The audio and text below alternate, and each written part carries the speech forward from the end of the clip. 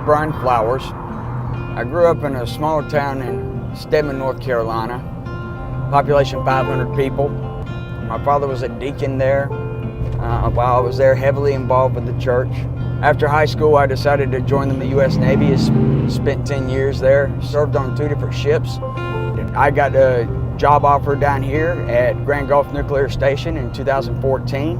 November of 2019, I decided to run for Congress. If nobody is willing to stand up and do the right thing, I can't sit by and not do anything. I want good education for my kids. I want good roads and bridges so we can drive on so they're safe while we're going up and down the road. I'm Brian Flowers, and you're damn right I approve this message. All right, what's up, everybody? Welcome back to SK Podcast. I'm your host, Stephen Rosario. And I'm Kimberly Steinbrink. And we are sharing a mic today. Yes, Check it are. out. We have a guest, and I'm probably going to be hogging it a little bit, so you might see a little. I won't let him do it. Like a mic fight, and that's all right. We can get rough on this one. But anyway, we got an in-studio interview for the very first time. We got Brian Flowers here running for District 2 in Mississippi, and we are so gracious to have him in studio here with us today. On Father's Day, by the way, and we are fellow fathers, so happy Father's Day to you, Brian. Same to you. Happy Father's Day. Thank you. To you, to everyone out there. Hope it's a great one. It's going to be a great one, yes. Us fathers need to stand up and get each other's backs, so, yeah, praise to that.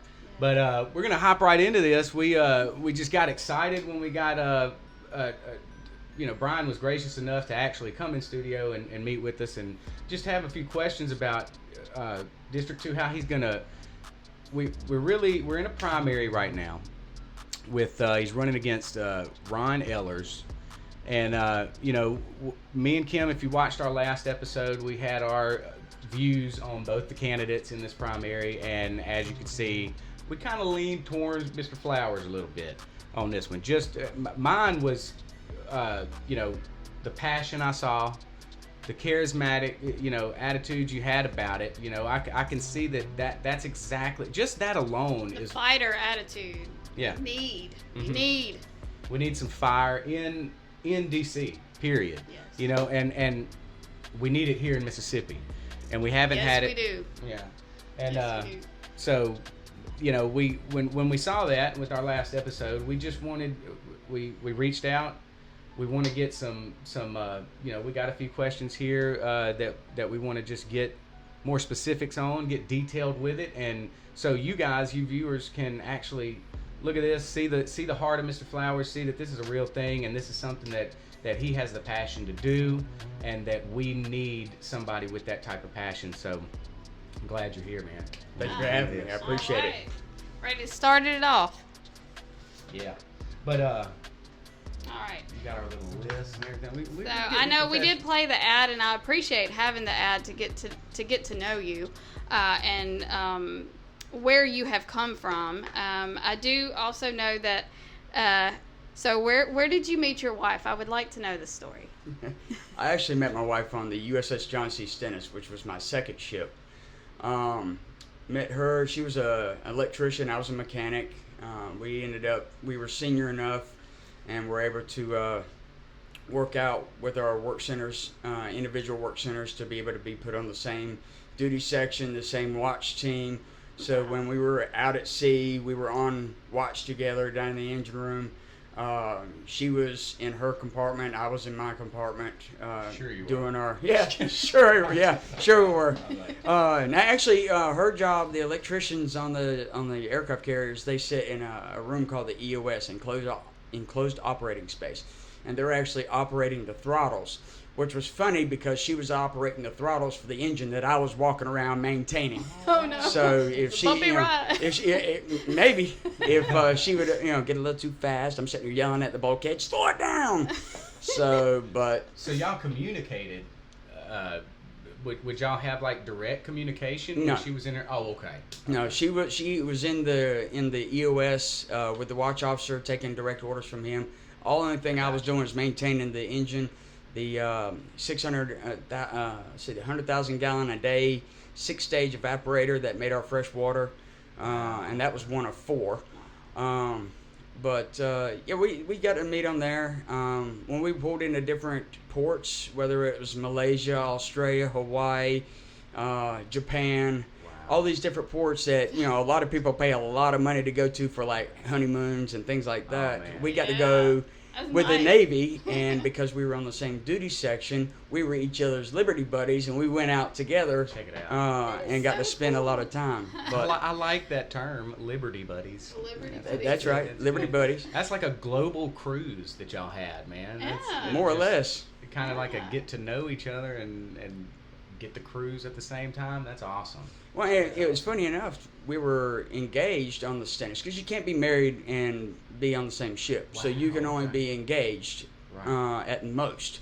So we were engaged while we were doing our Westpac. Is what the cruise that we were on was called. It was Westpac.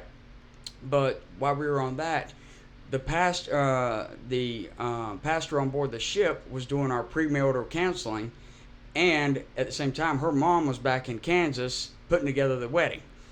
And would email us with questions. Hey, what do you want to do with this? What do you want to do with that? So it was real fun getting. That sounds exciting. That's awesome. So for the honeymoon, it was kind of questioning. Now where do we go? What do we do now? Let's go to Mississippi. What did you do for your honeymoon? I'm just curious now.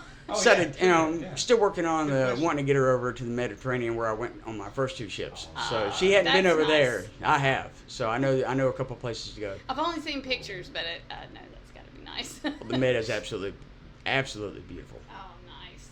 That's great. What a cool story, man. That's a good just in story. general, just tell us a little bit about yourself. Well, we talked about me and my wife. We've actually been married for 17 years now. This past April 2nd. We have 3 beautiful daughters.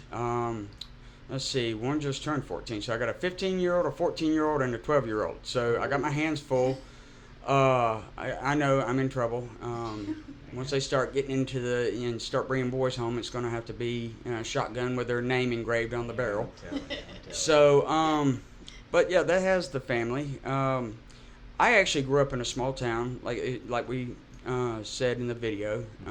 Hometown, population 500 people, and it was a small farming community, and I got to see exactly what the farmers got to go through, whether it was prepping the field, seeding the field, tending the crop, harvesting the crop, and getting what it took to get it to market.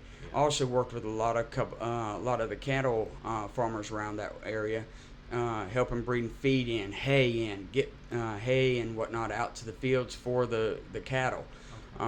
So there's a lot of different aspects of my hometown that I grew up in that we have here in District 2. Yeah. I grew up in a church, in Stedman Baptist Church, where my father was a deacon until he passed away in '89. But I went to the Navy right after high school. I graduated high school and went straight into the Navy. And because I really wasn't sure exactly what I wanted to do, but I knew I didn't want to, waste my time and waste my parents' money. So I decided to do something constructive with my life and join the military. Yeah. So right off the bat, the good Lord was watching out for me, put me in the job that I wanted to be in, and I found my niche. Spent 10 years there. Obviously, we've talked about a little bit about meeting my wife and everything, but one of the things, my first ship that isn't really talked about is I did 2 deployments on her. And the first deployment had an absolute blast. Kind of goes back to what I was telling you. I know some great spots in the Med to go to. Yeah. Second deployment, not so much. That was during 9/11. Right after 9/11, we were one of the first groups that got deployed first, with 800 Marines on board and a couple of SEAL team units. Oh wow! So that was a nice long deployment. Wasn't too much fun there. But after the military, got out. Went and me and my wife got out. I got out after 10 years. She got out after 8 years. And after me and her got out, we went and worked for the commercial nuclear plant over in Richland, Washington, Columbia Generating Station. Okay. After we spent about 4 or 5 years there, Amber made the comment to me one night. She said, "We need to talk." Now, you being married, you understand. Wife comes to you and says, "We need to talk." Oh, Lord. What? How much trouble am I in now? So, that's the first thing that runs through your mind. So, but that wasn't the case in this instance. You know, it was more or less, both of us are working at the power plant. I feel that we need to have only one of us working and one of us here to help raise the girls. And she flat out said, someone else is raising our daughters, and I couldn't argue. Wow. And within, And what? I'm sorry to interrupt. What year was this? Like, how old were your kids at this time? they were still in daycare and going. And Your oldest was? I believe so. Let's see, that would have been. No, the oldest was starting kindergarten. Actually, she was in first grade. Okay. So, Right. my oldest was in first grade at the time. My middle one was in kindergarten at the time. Gotcha. And so we were sitting there, and she tells me, you know, I want. This is what I feel that we need to do. I was like, okay. So she gave me a timeline to figure it out, and it wasn't a month later.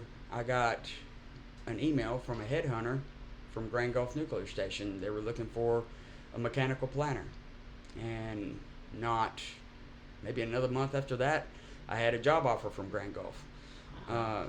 making a little bit more than what I was making up there, and the cost of living got cut in half. So I was like, "What do I sign?" True. Awesome. So Yeah. here we come, In your lap. and you know we made it down here in 2014. We've been here ever since. And now my oldest is starting high school. I still trying to get over that Look, shock. Man, it is chapters and chapters. Like, the shock doesn't happen. That's what I'm learning. Like, we also went through those chapters. I also have 3 girls with a boy mixed in the middle. So, you know, I'm right there with you when you're talking about those girls, That's right. my man. It is so precious to have those little princesses. But boy, does the man Don't of the blink. house have to do, he has to be on his P's and Q's with them girls. Oh The yeah. mama of the house has to too. That's I'm true. just saying. I'm gonna Yeah, tell you that's right. wrong. I would be That's right. completely lost if it wasn't for Amber. Yeah, I'm gonna Amen. put that route I'm telling you. out there right now. Oh yeah, mamas know. Mamas know Yes. too. And Mamas you- know what the girls do too, and they have to kind of see that part through. Right. And I just thought it was just a wise thing of your wife to, Amber, right? Mhm. To go ahead and notice that the kids, you know, that the school systems were being infiltrated at early. So I mean, I don't know if Yes. you said it insinuated that point of why, you know, by saying somebody You else don't is have raising the our kids. choice. Yeah. And so very, you know, big props to your wife on figuring that out pretty quick to, hey, one of us, y'all are doing financially well enough that Mhm. one could take care of the family and the Right. other go to work and get Well, the see, we finances have our done. own beliefs and our own morals and principles that, you know, the girls were at daycare for 10 hours a day. Right. Yeah. So again, like my wife said, somebody else is raising our daughters. Somebody else is imposing their beliefs, their morals, their principles on our daughters, and that wasn't okay with her. And when she tells me this, I had no choice but to sit there and kind of take a look back, and I'm like, "You're right. Yeah. Okay, let's Yeah. do it." So I mean, And we act as a team. You That's know, right. it's not you will do this. No, she brings this up.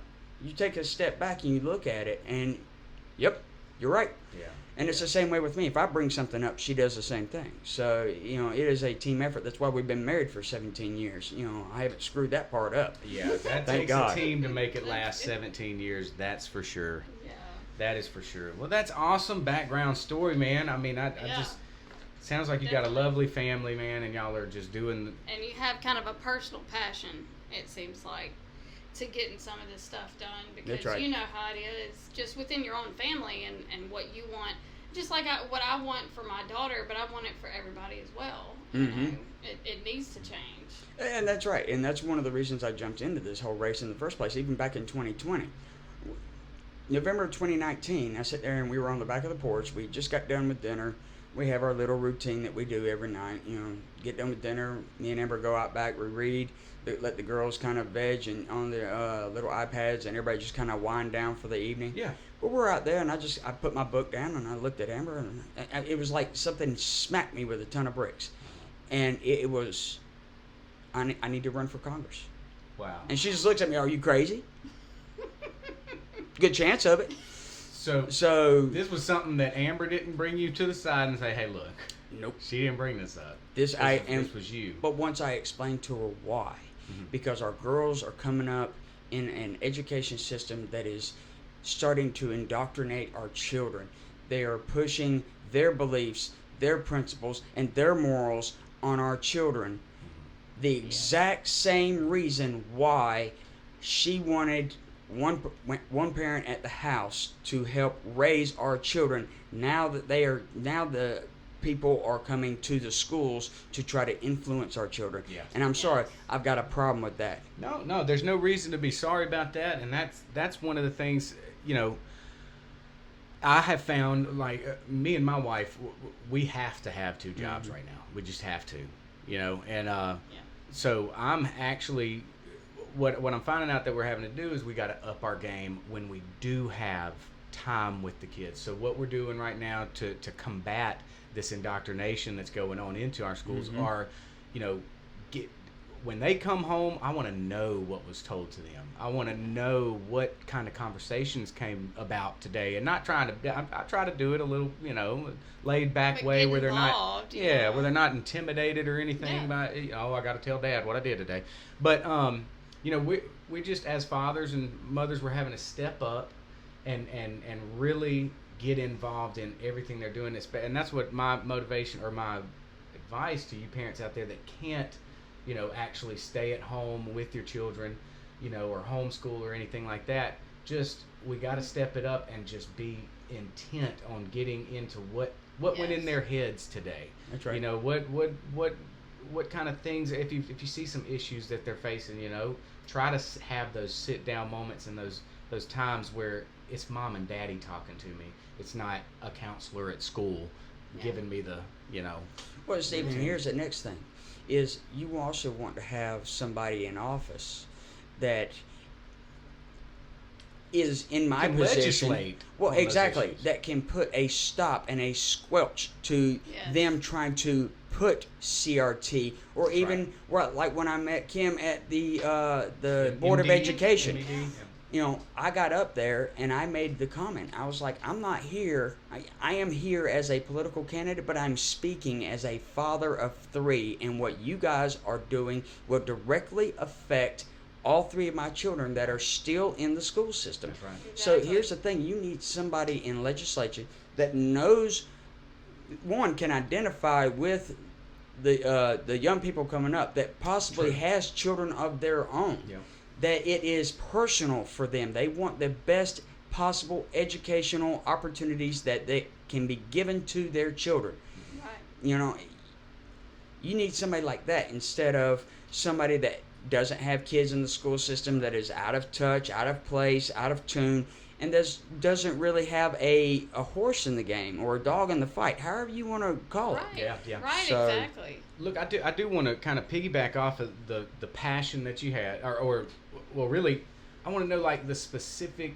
So it was the educational system that actually sparked That's exactly right. your passion to run for Congress, was the education system. And it was, at first I started looking at what the education system of my daughters. Yeah. And then I started looking at, well, exactly why did we pick Clinton for the city that we moved to when we moved down here? And it was simple.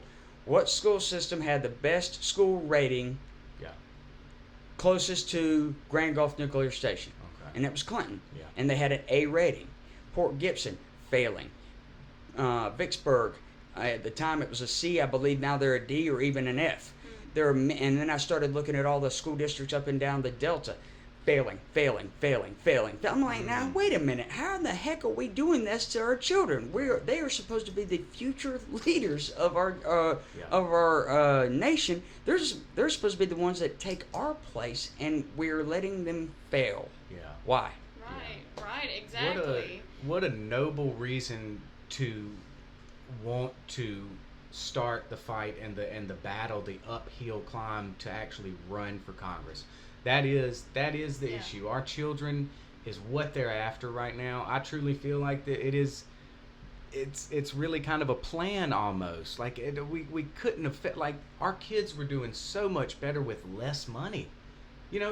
Decades ago, even when we talk about the black culture, which is the majority of your district is going to be black, and they were doing so much better educationally wise when they weren't getting tons, the money thrown at it and these.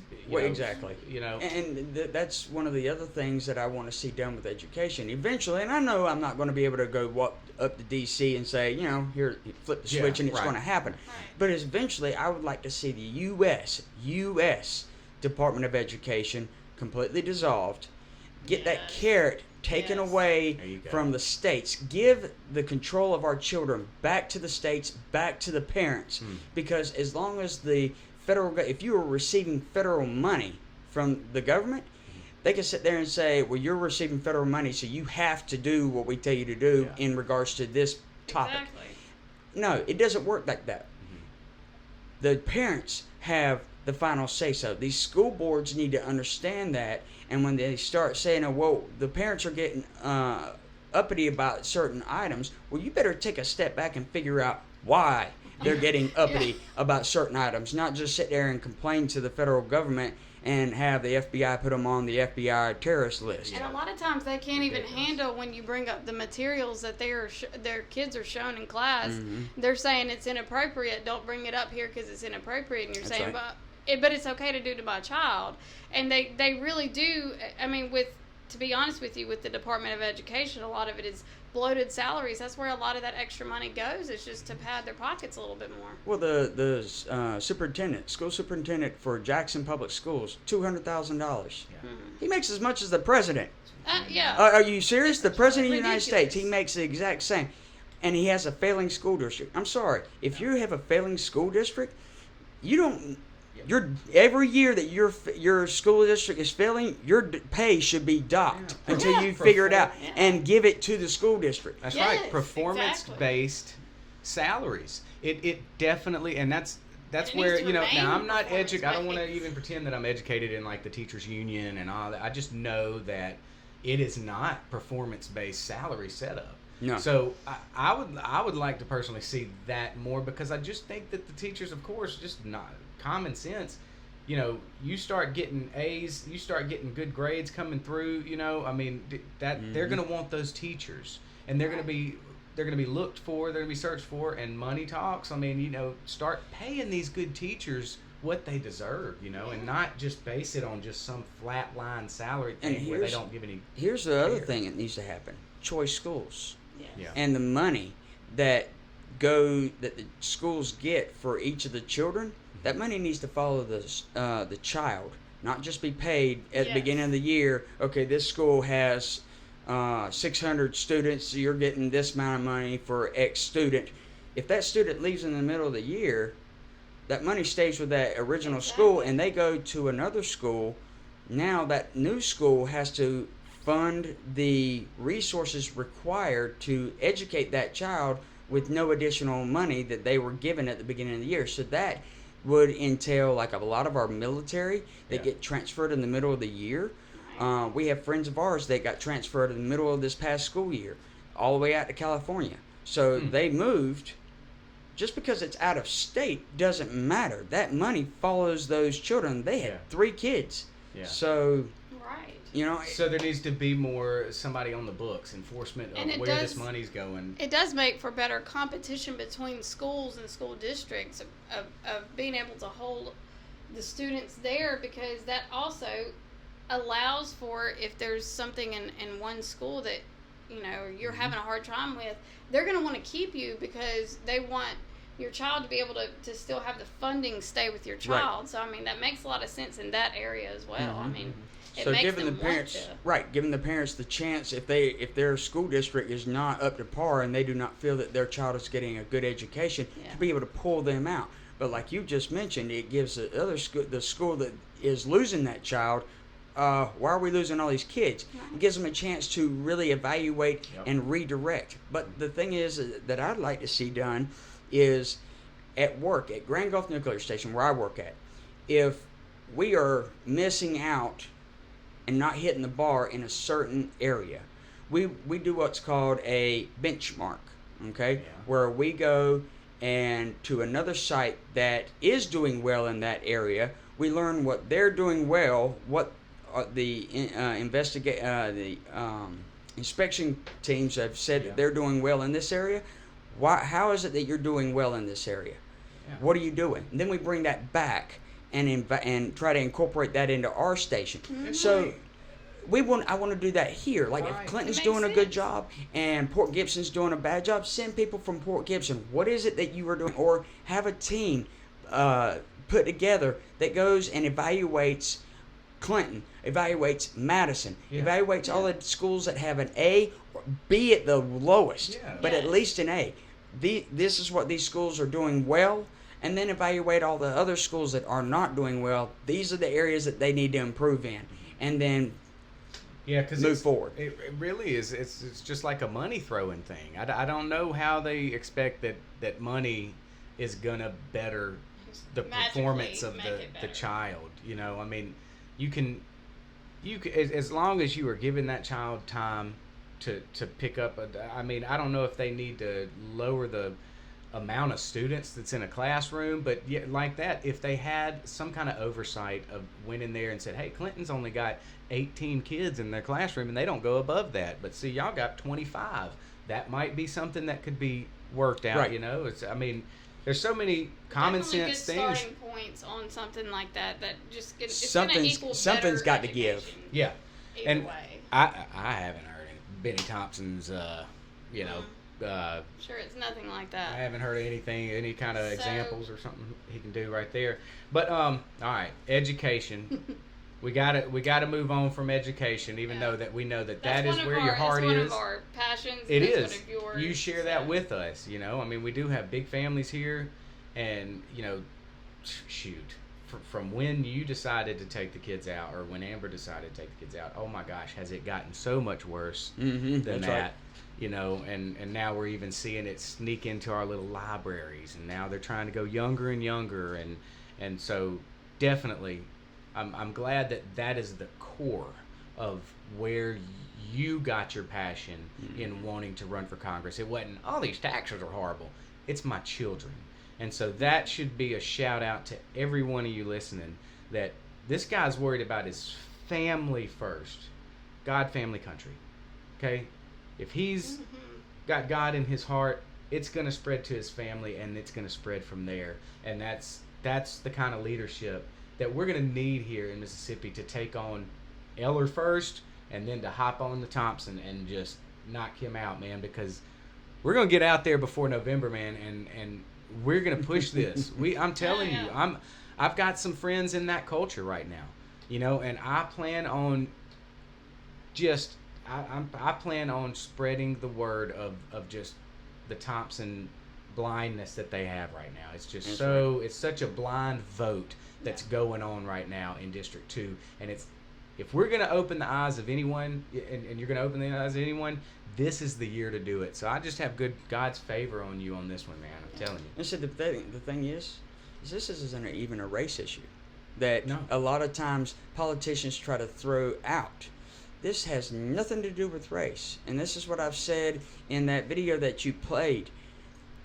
I want good education for my children. I want good infrastructure, roads, bridges, things that we drive up and down the road on, make sure that they're safe so we don't crash into the ditch. Right. You know, I want to make sure that the district has good paying jobs. If I want that for me and my family, I'm pretty sure everybody else wants the exact same thing. Yeah. Exactly. It doesn't matter a race. So if anybody wants to sit there and try to pull that card later on down the road, which I'm sure it will, Yeah. but this isn't even a race topic. Let's see where Thompson is on those subjects. Right. And that's what I didn't want to bring it to that. I know the enemy is working at full force to divide and conquer any way that it can, whether it be politically, whether it be on racial lines, anything, whether it be on just what kind of French fries you like best, the McDonald's or Burger King. I mean, it is working full force to Wendy's. Of divide course, us. I'd rather something like that. I'm a yeah. McDonald's man. McDonald's. I love We're team McDonald's over the here. fries. So. But Used to we steal can- my McDonald's We fries. can a long agree time to ago. disagree. Mr. Flowers likes the Wendy's. Of course, I like their new fries. Go Now. with Their the new large. fries is better. But look, moving on from education, thank you, man. You know, all right. In your ad, you speak of agriculture and energy. of course, being some of the main topics, some of the main producers here in Mississippi and the Delta in your region, that is what it produces is energy and agriculture for us. What would be some of the initial steps into improving the agriculture / energy in your district? Like, what would be some of the first things you would go towards, or first legislation that you would provide? Goals you want to reach. Right. Okay, so this is gonna touch the heart of a lot of different people in the Delta. Okay. We've got to get those Yazoo pumps put in. Bennie Thompson, November 5th of last year, Bennie Thompson wrote a letter to the EPA asking for another investigation on the Yazoo pump project. These pumps were already approved and slated to go in and be completed by 2025. When he wrote that letter, 2 weeks later, the EPA shut the project down yet again. It's time after time after time after time. We finally get them up and running, somebody slams it down. To get them up and running, somebody slams the project down. I'm tired of What are this. they, code enforcements or something that's not being reached? They're not given specifics on why. All they said is, due to the investigation, we believe that, it was rushed in, or they give some lame excuse on what it is. Point blank, in my opinion, somebody is trying to keep the price of the property down so it can come in and be bought up cheap. Whoa. That is a relatively good possible working theory. A lot of you can put your tinfoil hats on when that gets. I know know mine you're just saying went on. I know. That's. And I mean, honestly, you think about it. You have the What pumps other going in that are that will raise the property values once the pumps go in, because it will keep that water out of the farmlands. The farmers will be able to use more of their land to be able to raise more crops. And now all of a sudden we have it approved to go in, and now it goes away. That was going to be my next question. What exactly are the EPA pumps going to? What are they? It's rainwater that drains down into the southern delta, and it floods the land. There's people that are down there that when it floods really bad, that have to take a rowboat, and I'm not exaggerating. Right. I'm talking a rowboat from the front door to the mailbox. Wow. It floods out farmlands. It floods out homes. It floods out all the area down there to the point where people can't. They have houses down there. They have farms. So it's a down drainage issue. It is a drainage Definitely issue. don't help Gotcha. for the crops either. Gotcha. But that's my point. That's going to be the biggest help to our agricultural community, is getting these pumps in there so we can divert that water and get it out of there so they can properly use their farmlands for just that, farming. Wow. Yes. So so it would use the water that's being flooded, or the flood waters would actually be diverted back out to the Mississippi. Gotcha. Wow. And make the ground more And This is the last pumping station that has not been put in. 60 years these things have been approved to go in, but they haven't been put. Did you just say 60? That's correct. 60 years? But for one reason or another, they can't get them in. That is ridiculous. So the farmers are suffering and suffering and suffering. We finally get President Trump and his administration give the approval to get these pumps put in. Now here's why I said what I did about keeping the property values low. President Biden took office, and his administration, they had the Biden administration EPA. They could have killed these pumps at any time. He waited all the way until November of that year to write the letter to the EPA to get rid of the pumps. Why? Reason being, somebody paid him and lined his pockets with even more money to shut them back down. And I mean, What would be the reason to shut down a pump like that?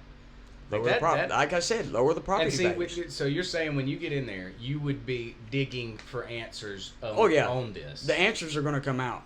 Yeah. By God, I'll make sure that happens. Subpoenas and all this kind of stuff. Like Whatever I need to get done, I will get it done to make sure that we get answers on who's been doing this. Because somebody actually needs to be held accountable instead of the blame game. Well, it wasn't me, it wasn't me, it wasn't me. No, I'm sorry, that doesn't work. It was somebody. The pumps need to go in.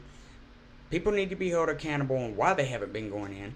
And to be honest with you, the infrastructure that we just talked about, and I'm not talking, obviously the roads and the bridges and things like that, but the ports, that we move all of our grains up and down the Mississippi, the trucks were, I went up to Cleveland, and there were lines of trucks down the road, miles long, waiting to put their grain into the bins so they could be loaded onto the barges and shipped out. So, and they're sitting there all dang on day. Wow. So exactly why are we... This doesn't make sense to me. Our ports need to be upgraded. Our river ports need to be upgraded. Our railways need to be upgraded. Airways, anything that we could possibly need to move commodities around. But in addition to that, grain silos, build new grain silos, build whatever the farmers need. Talk to the farmers, talk to the people, find out exactly what they need, because they've been ignored for 29 years. That's how long Bennie Thompson's been in office. They've been ignored for that long, at least. Possibly longer. But talk to the farmers. What do you need to be successful? What do you need to advance and grow your business? That the government could actually because this is definitely something that can help with the local economy. Either way, it's just getting more crops out, getting of course better land to help them grow better crops, and it's a trickle down effect in a good way. That's right. And it's just strange to me, and not really a strange way, that this is something that he seemed to intentionally try to cut off for the period of time that he's been in. So there's definitely some shady actions on his side, and he's been in there, like he said, so long that it's like name recognition. Boom, you get my vote. Right. And here's the next thing, and this kind of goes back to education. Okay, what I said about the U.S. Department of Education and dissolving that, everybody's sitting there. Well, we want to spend $1.3 trillion on infrastructure. No. You're wanting to spend $1.3 trillion on a bill that has 6 bills in one and a lot of fluff. The fluff being a new FBI building, new FA-18 Super Hornet planes, whatever. If you were to take, and this is something else I want to do as far as infrastructure goes, have each state look at what they would need to upgrade the existing infrastructure. Not get new, but upgrade the existing infrastructure. And with Mississippi, the pumps are included in the existing because they have already been approved. The fact that they haven't been put in yet is somebody else's fault. But get a quote from each state on what it would cost to upgrade their current existing infrastructure. Take that quote, put it together in a bill, put that forward, only that, to be paid for in taxes, because when you dissolve the U.S. Department of Education, the taxes that we're already paying in education, paying the government to go into the Department of Education, can be diverted right over and pay for the infrastructure that you just put the bill up for. Not one penny will be extra. Yeah, I love that. That's awesome. Love that. If you're already paying the money in the education for the U.S. Department of Education, you dissolve that. All you have to do is divert the money back over to the infrastructure that is required. Not I like to have, but a requirement. Yes. And you don't have to pay anything else. Wow. That's the kind of common sense legislation that I like to hear. You don't hear that from. It's fresh. It's new. This is something that it's just. But it's also a skill set that I learned at Grand Gulf. Grand Gulf has put me in a position to where, and not specifically, obviously they had no idea I was going to run for Congress. But just the skill sets that I have acquired while working in the commercial nuclear. I'm the contract manager for operations department. I'm also the finance coordinator for operations department. I handle the largest budget on site for a department. Well, it's not manage money, which is another big thing that I'm sure a lot of other candidates don't have that type of qualification. No. In being able to do that with a business, with a big business too. Right. Looking at that type of budget, you're looking at those bunches of zeros, and you're looking at how that is going to be best spent. That's right. And that's great. That's great. That is and you could I'm the spiritual guy here. You were divinely put there. You literally were divinely put there to gain that type of knowledge to get you set up to what you're going to actually need to do, and which that's going to be a servant to us, a servant to the people of District 2, you know, to make not just Grand Gulf run smoothly and well, but the whole district, which is actually 40% of the state. By the way, I don't know if any of you guys know that out there, though, but this district is the largest district of. I mean, it runs. Now that we redrew the maps, I mean, you're running up. You're almost the whole Tunica, river, except for all the right river there. except for DeSoto County. Right there in Memphis. You know. So, but you know, and as far as kind of going back to what we were talking about, you asked me about energy. Now let's move over to that part. Okay. Yes. I got off a phone call just 2 days ago from a gentleman down in Franklin County. Mr. Flowers, we need some sort of industry down here. I don't care if it's a lumber mill, a paper mill, something. You know, he was like, build another nuclear power plant down here, whatever you want to do. Now, nuclear power plant, I got to stay close to the river. Yeah. They got to have cooling water. But, right.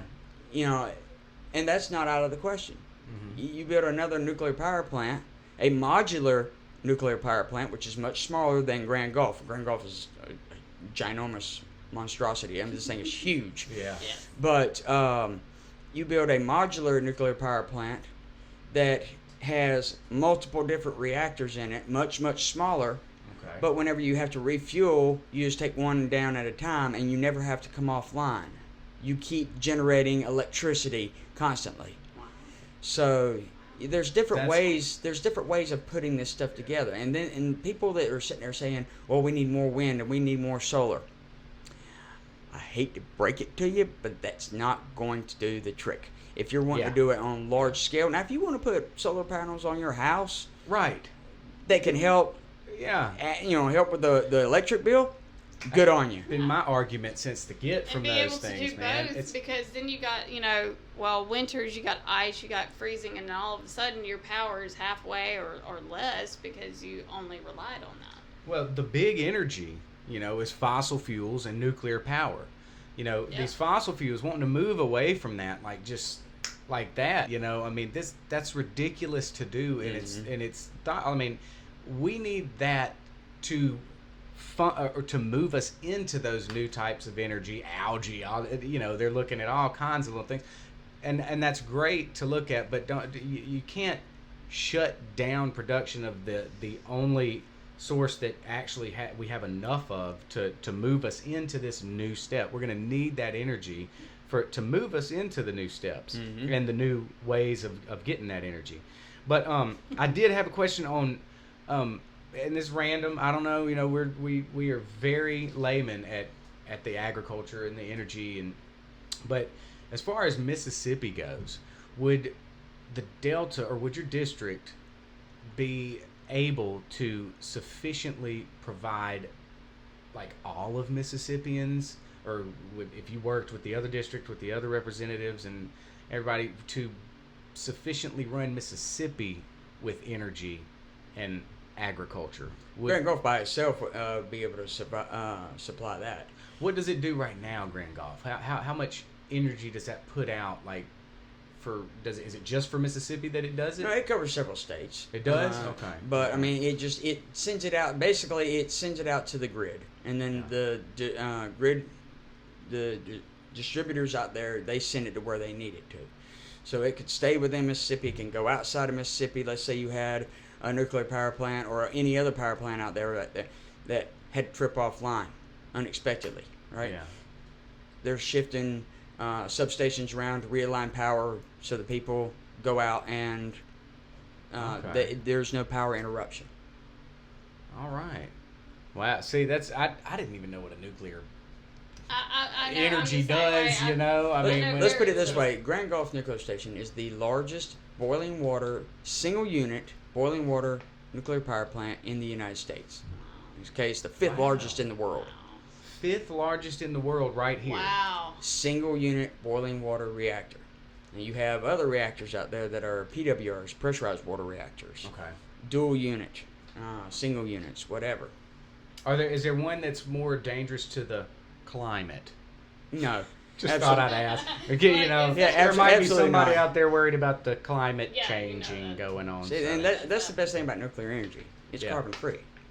Carbon free. There's no. No footprint. We right? educating our viewers out here.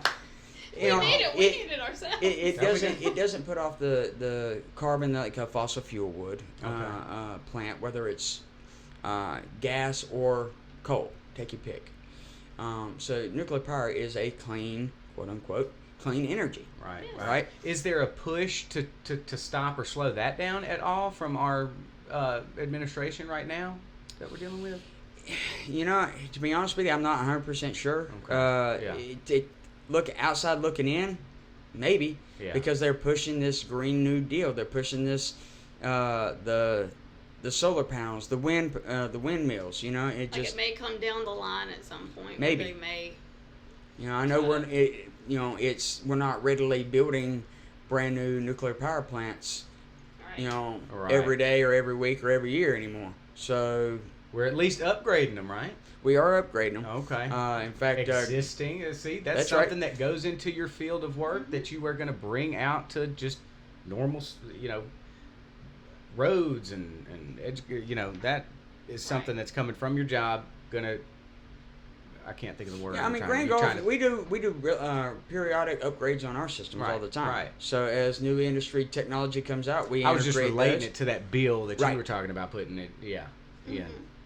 All right. Look, with the I got one of Kim's right here.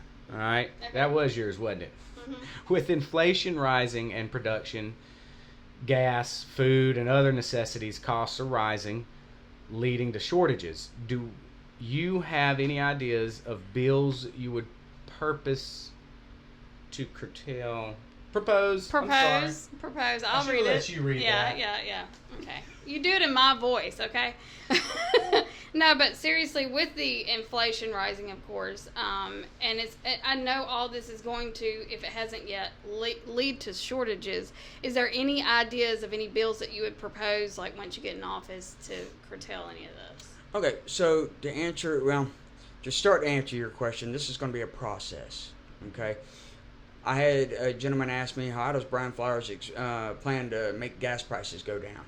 Okay, this is going to be the same scenario.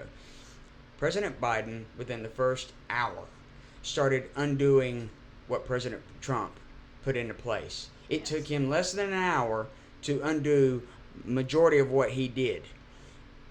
It will take much, much longer to put it back into place.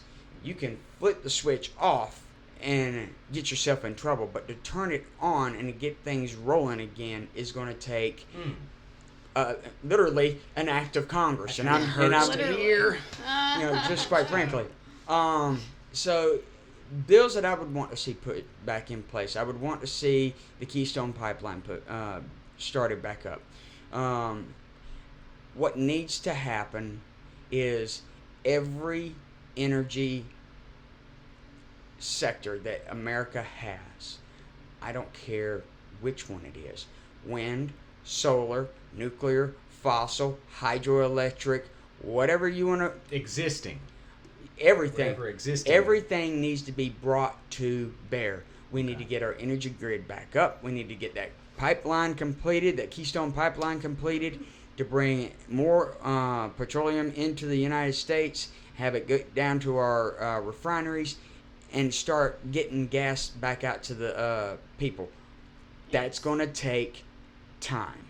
Right. People need to understand that this is not going to be like flipping a switch. Oh, everything's fine now. Don't worry about it. Inflation will go down by the end of the month. No, it ain't going to happen that way. Yeah. We got in trouble because, one, Biden undid a lot of the things that President Trump did as far as our energy dependence goes. Yeah. Took us from energy independent to energy dependent. Two, COVID hit.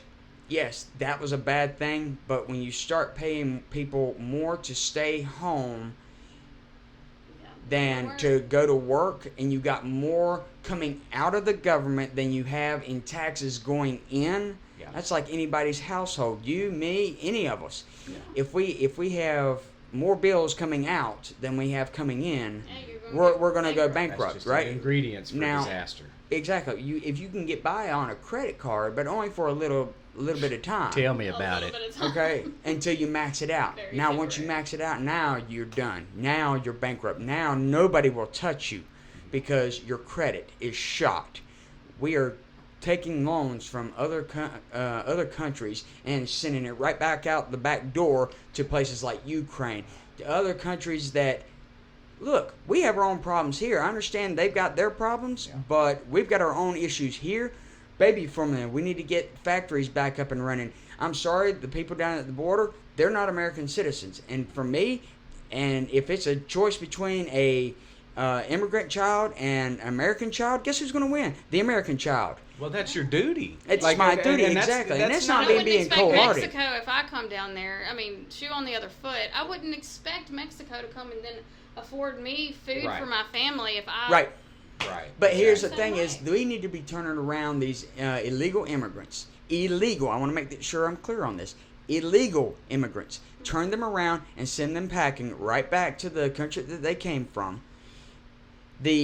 Because here's the thing, we are all immigrants, right? Everybody keeps saying, that's the big thing on the Democrats. We're all immigrants. You know what? You're absolutely right. But here's the thing. We actually have rules and regulations when coming into this country. Yeah. There is a proper way to come into this country. It's not wherever the hell you want to come across on the Rio Grande. Yeah. People coming across, we have terrorist cells that are coming into this nation. Exactly. They had it on the news yesterday that they caught 9 different members of a known terrorist cell. They caught them. Wow. How many people have slipped by? Right. So, and They're the thing caught. is we don't know. But That's right. when it comes to all this, we need to get rid of the illegal immigrants, which is going to and we need to lock down that southern border. Right now, it's as porous as porcelain. Yeah. And people are just coming right on in, no problem. We got a caravan on its way right now. Yeah. They need to lock that thing down. It's just the hypocrisy of all the money we spent for Ukraine's border, yet we have a wide open one down here just south It's of us. okay. you And know? guess who's in charge of the It's Homeland wrong. Security? Bennie Thompson. That's Yes. exactly. He should have shut this thing down months ago, and I'm talking probably over a year and a half ago. Homeland Security. When you Our got terrorists, chairman is the one that's been sitting there for 30 years that this man's gonna. well, when you got possible Beat. terrorist cells coming through, and you don't know who's coming in, who's not, and people are Right. getting away, they just it'll be okay. That's no PC about it. No politically correct or anything about that. That is their main duty. For one, it's the president's main duty. That's it. Security of this nation. And that's what these elected representatives, their main focus needs to be security. And when you don't know who's coming in your back door, Well, that's where's the security? honestly reminds me, and I know there's many examples, but we have a personal one with our cousin who's actually married someone that came from Brazil. We actually sponsored them when she came here. It took her, I believe, maybe About 7 give or or 8 take, about years. 7 or 8 years. Thank you very much. Welcome. But Bugging the you know, had to go back and forth, pay all this money, all this time, and she is extremely patriotic, and I feel for people who have come in, are American citizens now, have come in proud to be an American, proud to pay taxes, know what America's about, probably sometimes more than people who were born here, and those are the people that I really feel for with this issue here, because not only are they getting a free ride while they didn't, but you feel safer knowing that we're supposed to know who these people are. We're supposed to know who, within America, and we're supposed to be keeping up with these people, and they could have even come from a place. But those that was a people lot are more the ones dangerous. that are even more ticked off about it than a lot of Yes. Americans are. Yeah. I was Because they just about to followed say the that. rules. They waited the turns. They filled out all the paperwork. They Yes. did everything that they were supposed to earn Yeah. that American citizenship instead of having people come in. And here's the thing is Democrats are sitting there letting these people come in for one purpose and one purpose only. They're going to make them, okay, we're amnesty, we're going to give you citizenship. That's what they think. Exactly, and then they're going to Democrats sit there think they're gonna get that hopeful vote. that they're going to be hopeful that they will vote for the Democrats to keep them in power because hey, we gave you all this free stuff. It's free with the Democrats. Yeah. We keep going down this road of free. We're going to be broke. And we Exactly. really already are. But another thing about that immigration, it takes time to immigrate to this country because for one, you need to learn why are we letting you become a citizen of our lands? That's right. You know, you need to learn a little bit of the history of why we're here, why we are the most immigrated, accepting country, and they learn our history. They learn to love to be an American. You got to just not just come here for the free stuff, which I know, and I'm not. That is the intention. I know from the majority of the ones coming up through here. Yes, they just want a better life. They're willing to learn. They're willing to go through the steps. And that's why even if we reform our immigration, where we can make it more of a fast track or whatever, it could be, they'd still flood up here. But that's why we need to get that wall finished that President Trump put into place. That's Yes. right, man. And that was $4 billion, by the way, guys. I saw this little meme or whatever, but he was asking $4 billion, okay? We literally just flew $40 billion, just like that. Yeah. $40 billion to Ukraine's borders. That's right. And yet we were And are we ever going all to see a arguing. penny of that back? Well, you see, the whole thing is Democrats keep arguing. Well, we can use technology to keep track of the border. In part, yes, sure. Let's build the wall, and we can incorporate the technology, the drones, and everything else to help keep track of people that are trying to circumvent the border wall. Yeah. Walls work. Period. Yeah, no, that's yeah.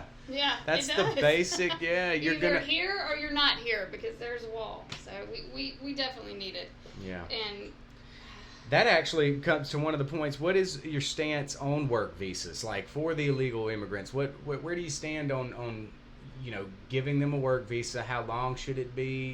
Do you have any kind of detailed ideas? Maybe Are you about asking? that? I want to make sure I'm clear on this. You're asking me about a work visa for an illegal immigrant. Did I say that? I want to make sure. I did write that. it was a. That was one of her typo. questions. It was a typo. I'm picking. All right, for legal immigrants that come in. Okay, that want the legal work visa. immigrants. Yes. Yeah, that's I was what about to I'm say, if calling it's an illegal immigrant, they don't get one. Bye. that. Typo. My bad. That's my typo. Hey, you are on your feet. We're keeping this guy on his feet, buddy. Quick. All right, so you want to know about work visas for legal immigrants, Yes. such as if they're on a political asylum or whatever. Okay. Yes. Yeah. That would be fine with me. I mean, obviously, they get a work visa for the duration of time that they are allotted to wait for their court date, to figure out if they're going to be given their green card or they're going to be made an American Citizenship. citizenship. Uh-huh. Exactly. If they are if they are legal immigrants, I have no problems with giving them a work visa for the duration of the time that they are allotted to be here. Whether, like I said, whether it's a court date, whether it's applying for citizenship, whatever. Yeah. But What's a good time? Like I'm just not I'm not familiar with any of that. I don't know the time right now that they get for a work visa, but like how long would you just think that it's a good time for them to wait for that citizenship? I guess is what. And I'm I asking. wouldn't want to speculate, and here's why. Okay. I wouldn't want to give a timeline because I don't know what the workload of the courts are. Do we need to get more judges in place? Do we need? You have to ask these questions. As somebody in Congress, we need to ask these questions to find out these kinds of questions. to answer That's those great. questions. No, that is exactly. right. So I can't say, I'm not going to say, well, we need 6 months and that's it. And then I get it Yeah. to Congress and then they're overwhelmed by a year and a half. And well, I just lied on that one. So See, Right. on his toes, On- people. but yeah, I mean, as far as the answer goes, yeah, I would want to wait and see what the workload is of the court systems. Do we need more judges? And if we do, fine. Have more judges appointed for that particular position. Mm-hmm. I would want to get the infrastructure, keyword there, infrastructure Yeah. in place Mm-hmm. to be able to handle this workload. And that's exactly what it is. It's a workload because you're having to process people that are wanting to come from one country into another country. Yeah. Eventually, they're gonna have to become citizens, right? Mm-hmm. They can't remain an illegal or a immigrant. Right. They're going to need to be able to Own become that their own visa. citizen. Yeah. But Yeah. Exactly. we're going to have to Kinda- figure out that as it comes. Yeah. Gotcha. So but what I get from that is that you look at the whole picture before you start attacking. That's right. Yeah. So that's just great to know that It's like we're playing going to chess. have somebody. Back up and look That's at right. it without making a rash decision or too quick where you can't think about it. Mhm. And that is something else that we need someone that's not going to just make a quick decision. That's going to, it kind of reminds me of some of the people that we enjoy watching in Congress right now who point out the fact, okay, you're going to send a bill in, you're only going to give 5 hours to go over this, 6,000 page bill. Yeah, nobody You know, goes over 6,000 pages. yeah. I'm sorry. And- This whole thing is like playing chess. It Okay, is. it's not. This is not checkers, folks. This is No. not checkers. Right. Okay, this 3D is chess. this is Chess Master 3.0. It right? is, and it takes more than just one person. I think that was Trump's big message. Also, was, that it's gonna take a team. It's gonna take the American people. Really, it's gonna Yes. take we the people to What start we're doing right seeing, now. doing this, getting involved with the people that are actually gonna run and put their names and their labor on the line to serve us. Those people need our support. We also want them to know what we need. So when we communicate like this with you, I mean, I just think this is the most productive thing that an American citizen can do, is get to know that person that's local, that's right there. Yes. They know Start kind of the, local, like we say. he knows the issues. So any kind of question ain't gonna blow him out of the water. Oh, I can do this and this and this. It's gonna take a team, and that's a great point, because one of our questions here, I want to know, is we see your passion. Okay, you have for us here in Mississippi. When you go up there to DC, immediately you're gonna just be engulfed in the swamp. So Right. you're gonna have You'll be around it everywhere. stuff dazzled in your face. You're gonna be starstruck. We know that's probably not gonna no. happen. As a matter of fact, the guy that's going on the primary right now, that's running in the primary He'll be a against little him, starstruck. you can already, and it's not our bias here. Of course, you can see we have a bias right now, but it's also a educated bias. Yeah. Like when we looked into, you check our episode that we had before this, we looked into their campaigns. When you stroll through Ron Eller, I'm sorry, man, but those photo ops are not supposed to get you elected. Yeah. You are not supposed to just put your arm around somebody and that's who I'm going to ride with this guy. But back to my question is, once you get into DC, like, I know we know you're not going to be starstruck, but are you planning on, the people that have a voice right now that are down there, guys like Massey, guys like Chip Roy that we brought up. Are we going to see you, connect with those guys to build a bigger coalition against this swamp? To actually be one of the guys standing right, or Chip Roy standing right behind you with you leading the charge. We want a Need to tip beef of the up, spear. especially in the House. We need to beef up Is there- the conservative side and have. That's why we see a fighter in you, meaning to beef it up and make it more powerful. Just electing an R and electing a quote unquote conservative, that's not working anymore. Right, and I know you're going to be focused on Mississippians and Mississippi needs. Rightfully so. Yeah. But those guys are focused on Texans and Texans needs, but they are in D.C. Yeah. So will you be, like, finding any kind of way to just connect with the guys that are about freedom? And that's a great question, because I've been asked that question before. Are you going to support McCarthy for Speaker of the House? I'm going to answer that right here, right now. No. Thank you. I did not want to make a weird face to a different answer than I was expecting. No. And no, I'm not. I'm Yeah. not.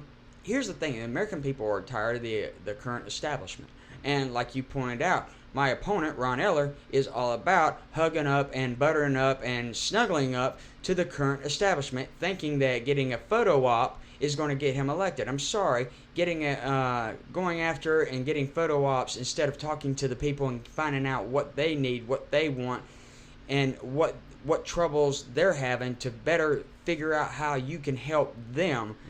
I'm sorry, if you want to go get a photo op, go pay $25,000 and go get a photo op with President Trump. Or you can actually take your time and go and talk to the people in the Delta. Go talk to the people of District 2 and figure out what their needs are. Mm-hmm. But to answer your question, no, I will be looking at getting into the Freedom Caucus once I get up there. People that I respect, like Jim Jordan, Marjorie Taylor Greene, those are the fighters that I want to be up there. When you have Marjorie Taylor Greene is on these committees, and because she stands up and fights for what she knows is right, the Democrats strip her of all the committees that she's on, and she is left with nothing more than the vote that of being a member of the House. That says something to me. That's saying that she is not afraid to stand up, regardless of the consequences, and do what's right by the people. To me, that is the person that I want to stand beside, along with Jim Jordan and any of the rest of the people in the Freedom Caucus, because the Freedom Caucus, that's where your fighters are. Mm-hmm. And that's the group that I want to be a part of. Yeah. I'm not here to get struck. Oh, look at you. You're cool. And go shake Adam Schiff's hand or something like that. Exactly. Or even, like, that's where we got to watch it, because you don't want to get starstruck by people like MTG, Marjorie Taylor Greene and stuff like that. I have respect for them, but I'm not going to be, I'm going to be working for the people of District 2. I have respect for them because that's where I want, the group that I want to be in. Yeah. Not because of that person. Right. And they're going to see the same in you, man. I just, courage is contagious, and once we have someone that represents us that is courageous, it is going to do nothing but grow courage in all the people that are involved. You will build courage to Chip Roy, to Marjorie Taylor. You will build courage to the people running down the Delta, man. That's what we're going to need growth in, is that courage, and that's why we asked the question, because that's what we're looking for. And I'm excited to make Mississippi kind of a strong leader in that aspect too. Because we endorsed you too. We're also in our district, we're pushing for Cassidy to have that fresh, new fighting spirit going there, representing Mississippi and their constituents, but also being a leader. I want Mississippi to be the leader in the U.S. Congress if and you lead the charge. You're right, and I'm sorry that's one of the mic fight. Give me that. But man, how hard is it to just get out there and say outrageous things that catch the media? And when I do that, air quotes, it's outrageous things are like, there's only a male and a female.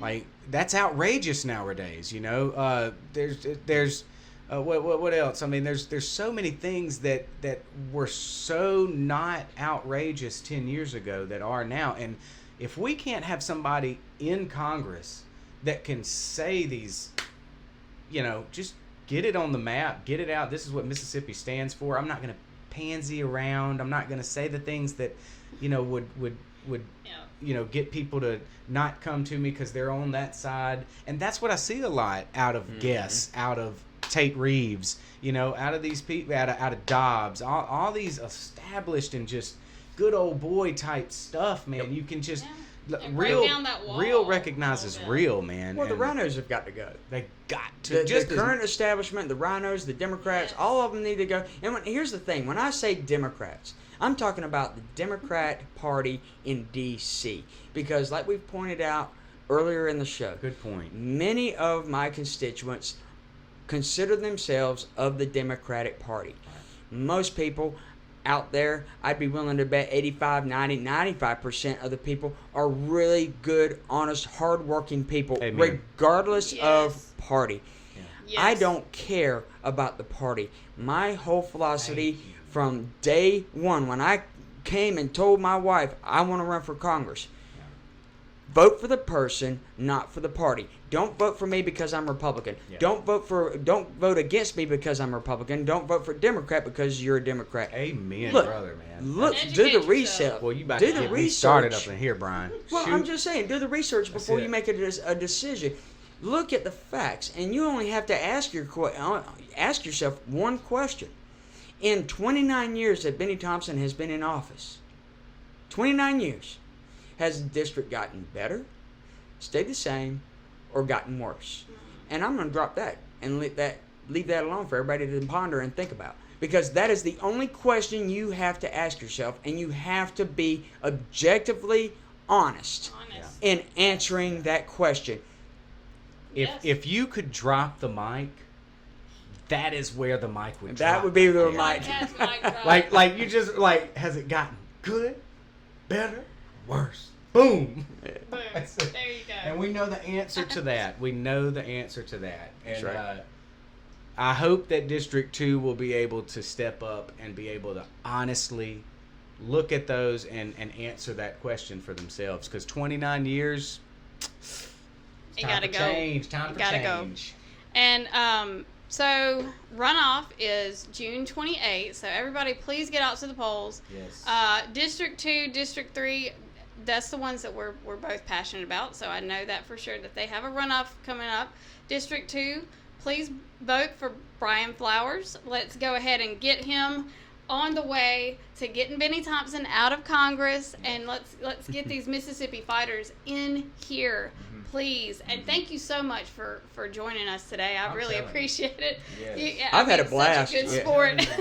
And look, we are definitely we are going to be ready for you June 29th. All right. Yeah. So I mean, let's go. We got up. July, August, September, October, 4 months of pounding away to get the word out that District 2 needs and deserves change. It's 40% of the state. We want to see the biggest agriculture boom. We want to see the biggest energy boom that we can, and this is our man for the very Congress. Good schools. Yeah, we want those. Right. Yeah, we don't want everybody moving to Clinton.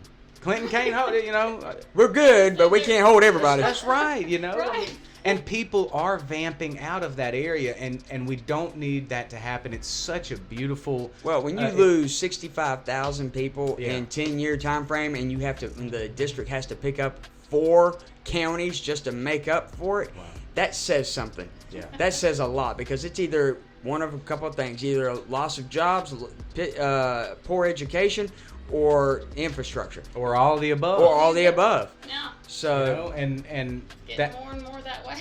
Well, one thing I will ask, because you guys are in District 3, and, if anybody that's listening to this, when anybody that's listening to this, I want you to think about, do you have anybody in District 2 that you know of, friends or family? Because I need you to contact them. I need you to let them know that there is a runoff on June 28th, and that they need to come out and vote for Brian Flowers to ensure that I move on and we get the strongest possible candidate to get Bennie Thompson out of office. Yes. His 29-year reign is done. Yeah, man. Yeah, I'm telling you. Man, Now we can it's drop done. the mic. Look, yeah, that's another mic drop. Just please don't drop that one because we don't have an extra. That seems like to be a little Hence bit the upset, reason so. we're sharing. Look, we were in here playing though, man. We just loosen Like, this. you wanna drop the mic You and want say to drop it? Hey, 29 years got to go. Ow. That's pretty good. Here, tighten that back up. I'm not sure that qualifies. It's just like gotta make it's the just sound. like a slump. That We was can a slump. post edit a sound in there to make it. Right. I'll do that. There you go. Man. Well, That's I think great. I'm going to go ahead and sign us out. This has been a great interview. Thank you so much. I've had a And- blast. Thanks for having It me. has been fun. And go It's to awesome. brianflowersforcongress.com. Just flowersforcongress.com. Flowersforcongress.com. Thank you for correcting me. Flowersforcongress.com. Or they can go to Brian Flowers for Congress on Facebook. Facebook. Yes. And very active and good at answering questions, I was going to say. I've seen you answer people's questions. So, I mean, real to the folks here. So, but don't forget to vote June 28th. And, you can subscribe, share this podcast, share it out to your District 2 friends, and let them know who Brian Flowers is and to vote June 28th. And then we're going to get started for November. Thank you guys so much, and y'all have a great rest of the week.